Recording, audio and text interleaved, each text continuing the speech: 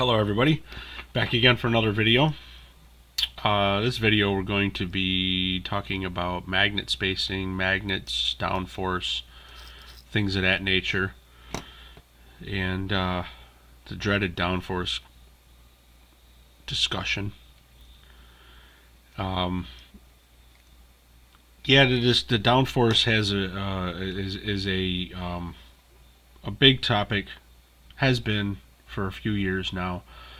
Some groups want to set cars up or set the rules up so that you're have a maximum downforce using,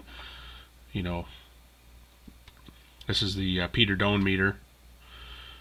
They want to use a tool like this to set up a baseline as to what the maximum should be for that car or for that particular race. The variances are, they're all over the board. There's debates on it, and discussions and whatever regarding, where does it, what would you set it at? If I show up to a track and 6.4 is the maximum, and I show up to track at 6.5, well, what happens if there's cars that are 6.6, 6.7, but all of a sudden other car is illegal and they can't run them? Where does it end? Where does it? Who remains happy? Who goes home pissed off? Whatever. I'm not here to talk about that. Well, other than what I just did. This is just to show you downforce and magnet spacing. How to get the maximum amount of downforce out of your particular vehicle. This is what I do. This is how I check them. Not getting into gaussing magnets, although I could. I didn't want to make this video extremely long, but I can at least show you. It was a last minute decision to show you the downforce on, magnet strength using a spin doctor. Yes, I have one of these. Thankfully, he started remaking them. I think the individual that originally sold this one sold the rights or the schematics or whatever to another person, and he is now making these again, or that person's making them. I could be wrong on that. Feel free to comment and tell me I'm an idiot and don't know what I'm talking about. That's fine too. I'm alright with it. I'll still sleep at night. But with that being said, I will show you how to gauss the magnets, so you check your strength of the magnets, and how to check the downforce and magnet spacing in the chassis. So let's move this stuff out of the way and break this guy open. This is one of my E-Fray cars that I have. Oh, and if you've watched the previous videos that I made building these, those two cars and the third one, which is off camera, you'll notice that my hands are now at the bottom of the screen instead of the top of the screen. I figured out how to get my camera so it was right. And I'm not redoing those videos because that's just asinine. At any rate, so I'm gonna break these down. I'm gonna open them up, open up the car, and let me get my brushes out here. Keep the brushes clocked, so when you put them back in, they're oriented in the direction, your positive and negative, and they're also oriented in the direction of the rotation. So, because that's the way their brushes are seated into the bottom of the com. See, so you don't want to put them in backwards, or put the front and the back, or flip them 180 degrees off. If you flip them 180 degrees off, you got to reseat the brushes, and the car's just not going to run right, because everything was all working together as one, which is the end objective. So always keep your brushes in some sort of orderly fashion. I get you real quick here. I got this. I don't even know where I got this from. I'm sure somebody will comment on it and say, "Oh yeah, I have one of those, and such got it." Whatever. This plug is the same diameter as the The armatures, which is 700, 701.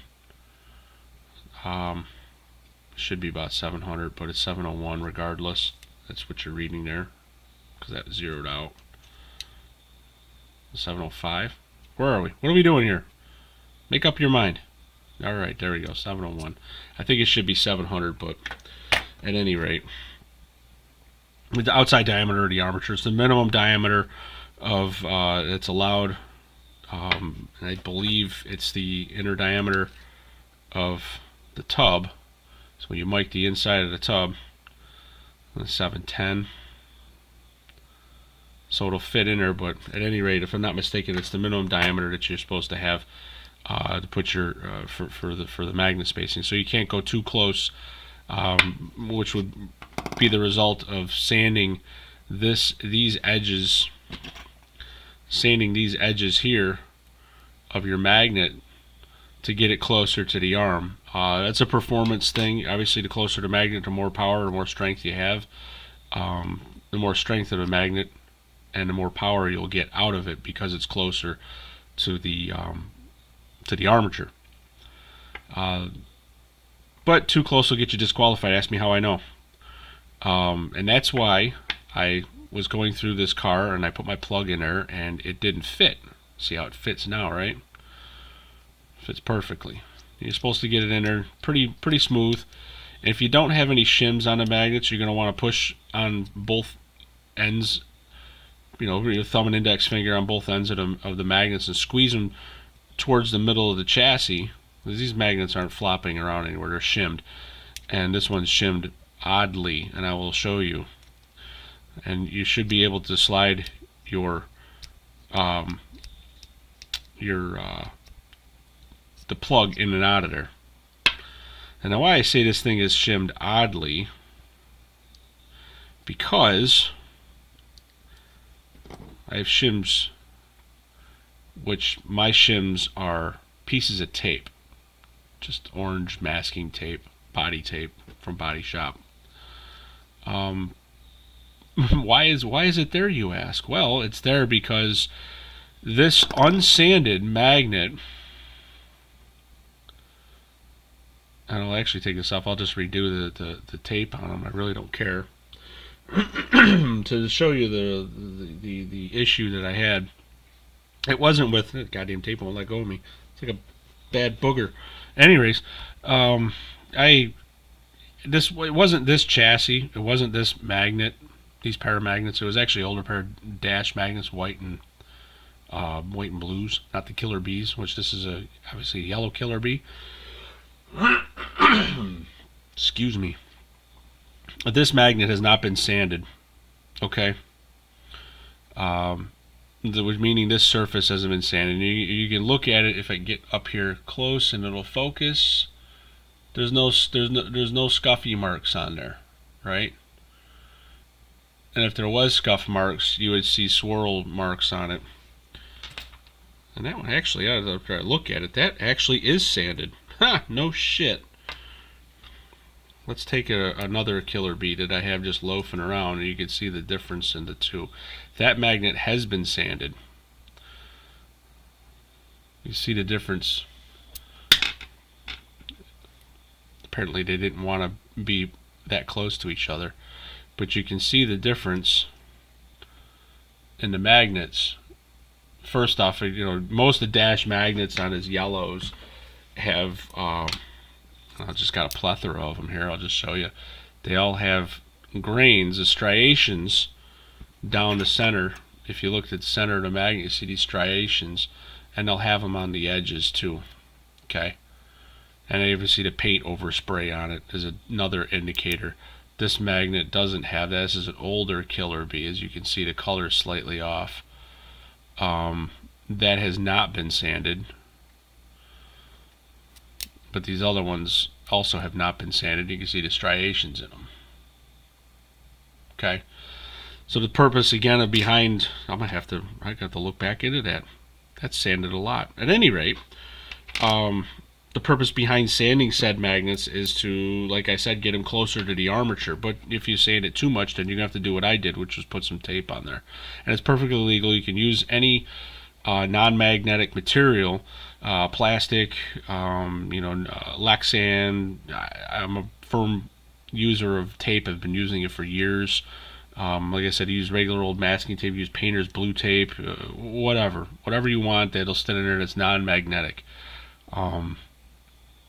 But the purpose behind doing it is to, again, sand it down, get it closer, and then to shim it so that it will the magnet doesn't. You don't want the magnet to flop around. You know what I mean? You don't want to sit here and have it fall out like that. Okay. So you shim it, but you don't want to shim it too much where you have to press the thing in there. You got to jab it in there. If you jab the thing in there and press it in there really hard, it's going to tweak and distort the chassis and upset the chassis, and you might three-wheel the car and it'll handle like crap. And you don't want that. So you want to shim it just enough so that the magnet doesn't do what you're seeing here, which is kind of flopping around. See how loose that is? So you're going to shim it so that it sits even and equal and snug. There are some, I've done this before, and I'm sure there's some people out there that'll agree or disagree or tell me I'm crazy or just whatever. Shimming the magnet at an angle, and I can't depict this in this camera. I'm gonna try like hell, but your leading edge be further away than your trailing edge. So if your armature is rotating this way, this would be your leading edge, and this would be your trailing edge. Okay, and shimming it so that it sits crooked, if you will. The magnetic field will be weaker and get stronger as the pole slides through it. And just the opposite, if you have like this edge here be tighter and this edge looser, it'll pull it in quicker and release it slower. In theory. I've had this discussion with a few people. And whether or not it works or not, who the hell knows, man. But I'm sure somebody out there will say, yes, it does work. I've tried it. If you can gain tenths of a second on a track by doing it, God bless your soul. But at any rate, so I'll show you the plug now with the magnet. I won't put the pressure on this one that I took the tape out of, and I'll show you can't even get the plug in here. It won't even fit in there anymore. Okay, so now you have to release it, and then I have to put the material on the front side of where I sanded, because I sanded too much off of the magnet. So you're going to put, you can see the gap right here on both sides, and there's almost no gap here in the back. So to put material on the front side and tape, or again whatever, tape is probably the best because, well, you screw it up, you're just peeling the chunk off. And then you shim it out, you just add layers, whatever, and then get the magnet spacing so that it's right, and then you can make sure that your car is legal, because the last thing you want to do is go up to tech, finish your top 3 or top 5, whatever the hell you guys are teching, and someone put the plug in there and go, geez, your car's illegal.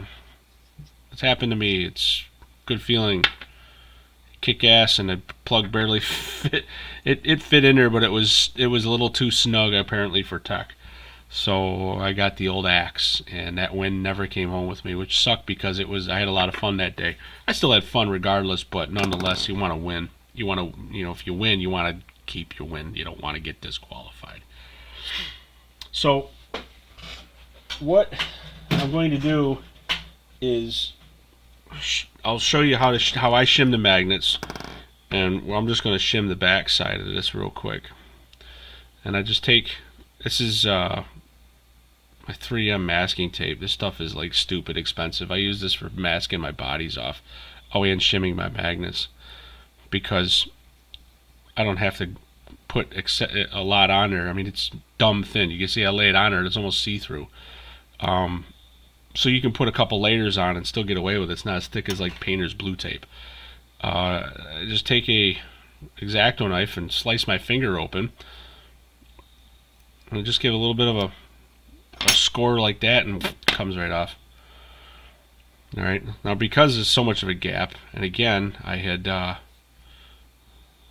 I sanded the wrong end, but I'm just going to show you just for this video, shimming the back side of the magnet. This is majority of the time. This is what you're going to end up doing, is just shimming the back side of the magnet. Unless if you're an idiot like myself and I sanded way too much off the front, I didn't even know I did. It's hilarious. That's probably why I had to put the tape on there. But you fit in there. See how that went in there all nice, and it doesn't. It's not too snug. It goes in and out of there pretty freely, pretty freely, and it fits in there snugly. I like that, snugly. The little teddy bear. That's snuggle. Anyways, but see, you can't get the plug in there now. So again, for this video, we're going to just show you on the downforce end what to do. And of course, I'm going to want to get the motor plate to fit right. There's a little bit of excess, and just take my X-Acto knife here, and again, slice your finger wide open, cut the excess off, so now that your motor plate and the magnet will sit in there correctly.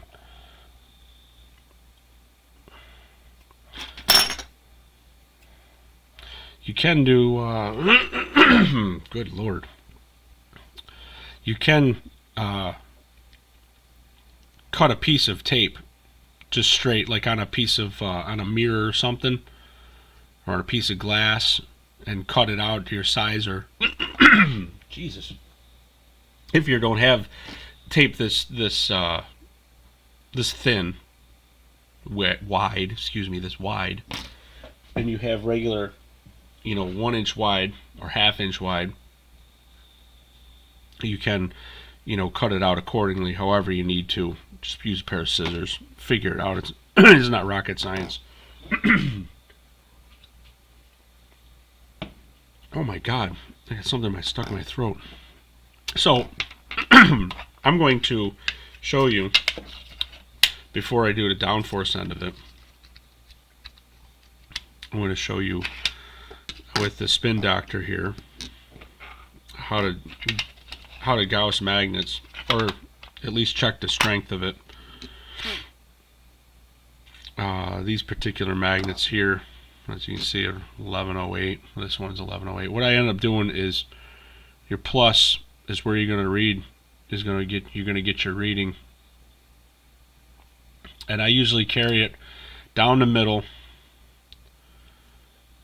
and it'll show your peak, and then I also go off the top right in the middle, and it'll show you your peak, and then I do the other side, and it'll show your peak. So this black part, the black side of the unpainted side of the magnet, is the strongest.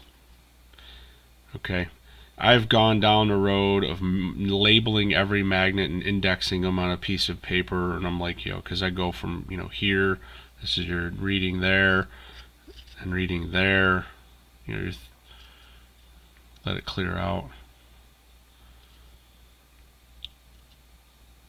You really want to, if you really want to get technical, you can balance the magnets, and by balancing the magnets, meaning getting a matched pair, and your matched pair is going to have your strong side for downforce, your strong side for leading or trailing edge on the armature, and obviously a strong magnet in general.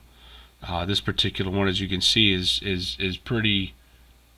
Okay, so I don't have a reflection on her. Is pretty strong on this side, right? And let it clear out. And come over here to this side. I mean, it's pretty ridiculously strong there. And again, remember the bottom, the black side, the unpainted side, had the most strength. And then your painted side. That's how this was sitting in the car, because it gave me the most amount of downforce on the car.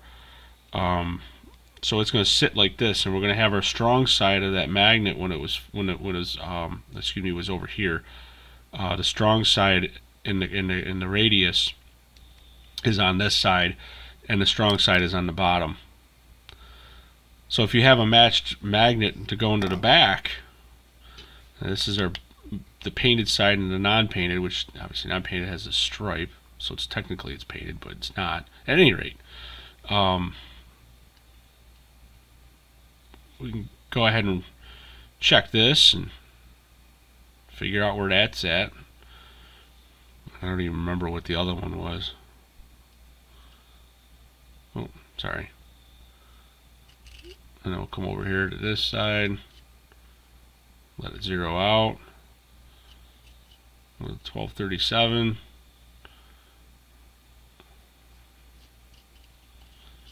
Try to be pretty consistent. It's 1217.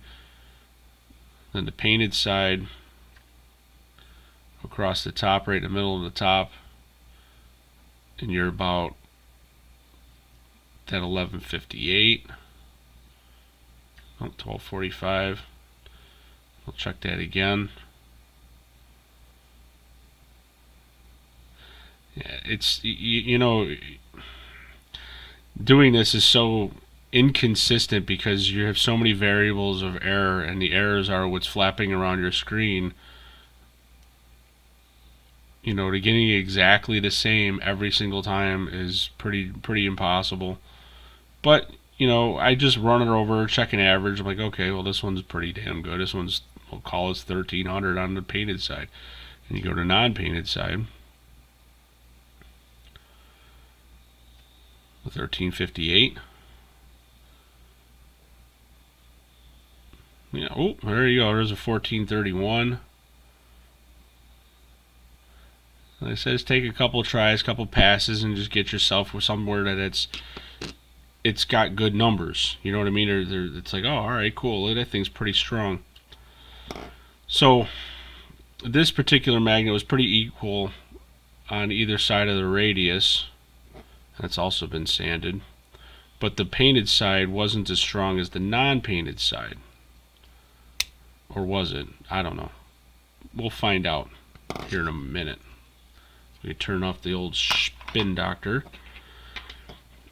And to go through the magnet downforce, and checking the downforce on your car after it's been shimmed, and you figure out what magnets, when you go through and gauss 1,000 magnets and find that one magical pair, that one unicorn pair that you're going to put into your fastest car that you're going to kick everybody's ass with at your local race.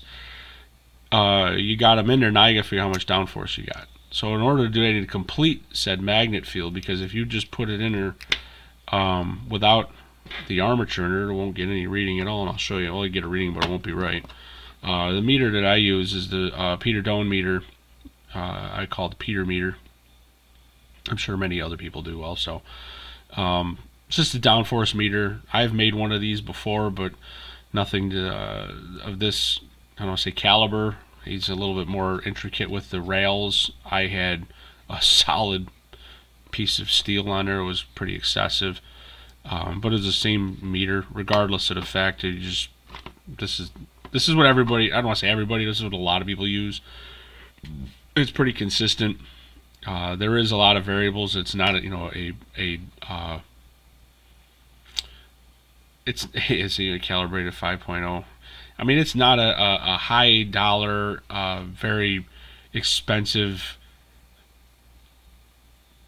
perfect quality, if you will. I mean, the measuring device on this is, I mean, it's just, come on, it's just a cheap meter that Peter's modified and has made it consistent for everybody, as consistent as the tool will allow. There's a plus or minus variable regardless. This thing is what most of the people use.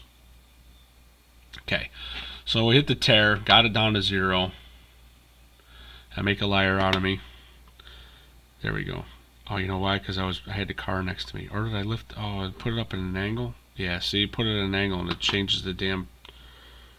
This is gonna be fun to do because of the camera. Try to get it so that we can actually see the. All right. So how to check the meter, the downforce? You see, we put the downforce in without the, just the magnets themselves. You're never going to check a car like this. First off, like I said, you're not completing the magnetic field. Completing the magnetic field, you have to have the arm in the middle. You're never going to check a car like this. because when you're at the race and people are checking for downforce, you're not gonna tear it down and go, hey, look, it's only 4.4. See, I'm legal. No, you're gonna have the armature in there. When you have the armature in there, it's gonna go. You know what I mean? It's gonna go to what it should be, and that's where that car ended up. Yeah. I'm gonna let that little fella sit right there. Alright, so we're gonna put the armature in there again to complete the magnetic field, and we're gonna check and see what the downforce is. 5.8. And I'm like, oh, that's not bad. It's not what the other car was. Why is the other car better? It's got lower tires. I don't know how much lower, but oh, you can listen to that. That's how the magnets are shimmed too close. The armature's smacking off of it. That really won't affect the rating too much, but this is what I have to go through every time. Oh, damn it. This is what I have to go through every time when I'm building a car. I had started with both of the magnets, paint side up, and I flip one magnet and recheck. And I do the same thing. I pull it off, give myself a little reading.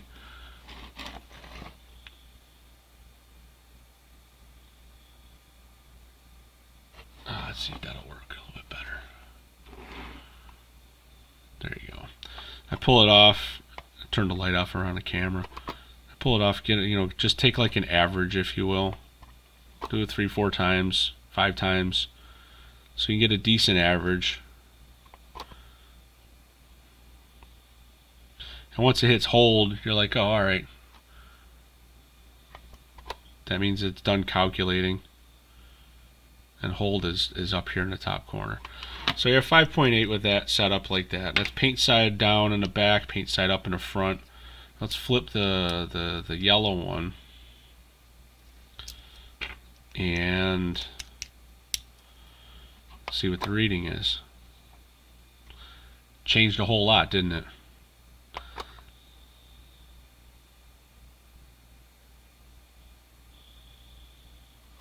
Lost a tenth. Sometimes. See, sometimes. This is why you do averages on it. 5.9. So nothing really changed going down that route. I'm going to put it back in the way it was. Not like it matters. I got to take it back out and retape it, because the car's magnets are hitting the armature now. Let's flip the back one, and you can see the difference there. Nothing. Right? These pair of magnets are going to make a liar out of me. I've had some where I flipped them and you set it as 5.6. See, 5.6, 5.6. I've had some of these where I flipped and it was a gram difference, 5.5. And that's just by flipping one magnet. You know what I mean? Now I'll go back to the black painted side down. Like, oh, well, you've switched magnets so many damn times. Flipped them around. Where are we at?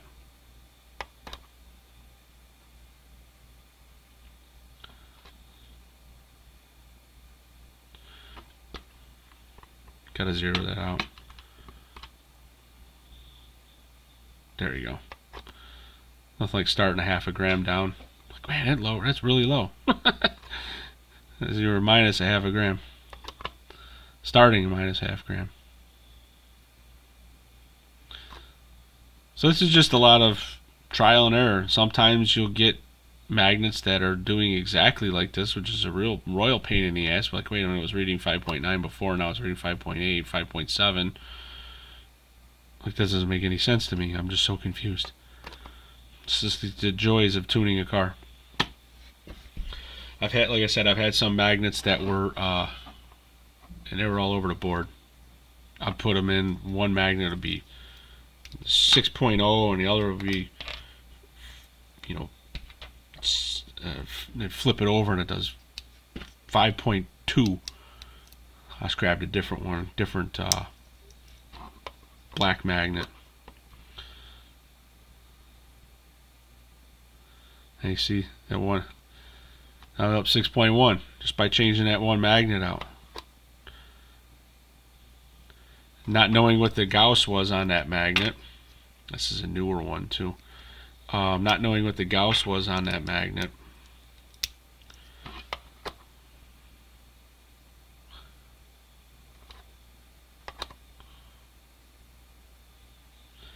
But flip it over, and sometimes, like I said, some of these magnets you'll get a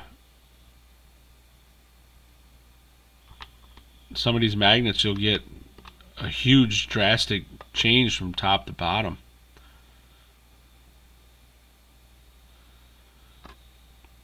That's 5.2.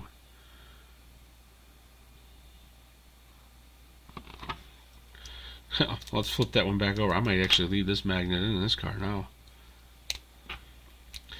I've built cars where I match the magnets field wise. Yeah, look at that. There's your difference. You know what I'm saying? Some of you get drastic and some you don't. That was 5.2, and with the painted side down, the paint side up, now I'm 6.0, 5.9.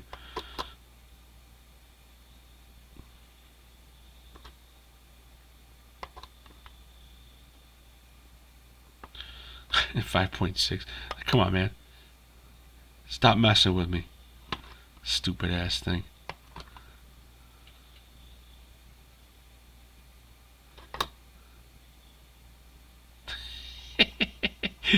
I love this part of the build. It's so much fun. Sometimes it's literally pointless. Like these builds that I did here, I literally just I didn't even check downforce, man, to be honest with you. I just slammed them in there like, oh, alright, cool. We're good. Ship it. Yeah, so it's how you check for downforce, because I mean it's you can, as you can see, sometimes it don't change, sometimes it does change, and others it's you flip the magnet and spend a good hour doing that with multiple magnets. A real pain in the ass, but that's pretty much what you got to go through to check your downforce, and also check. Make sure your batteries are good too. It's probably the reason why the readings are so far off. Now I'm thinking about it, because I haven't the batteries that it came with. I've had this thing for like 2 years. Batteries are probably shizzed. So I will change the batteries in that, and I will recheck. But again, that's how you go through and check your gap spacing on the magnets, and check for your downforce, and yeah, that's one of the other little tweaks and stuff like that for tuning and setting up a car. As the magnets aren't as crucial as your pickup shoes, though, so keep that in mind. So hopefully this helped you guys out a little bit. That's one of the little known discussions topics that people talk about. So, like I said, hopefully y'all caught on to it, and have any questions or whatever, don't hesitate to shoot me a message, reply, whatever. Don't forget to the usual YouTube thing, your thumbs up, and like and share, and like I said, any questions, man, just don't hesitate to shoot me a message, and I'll respond as quickly as I can. Take care.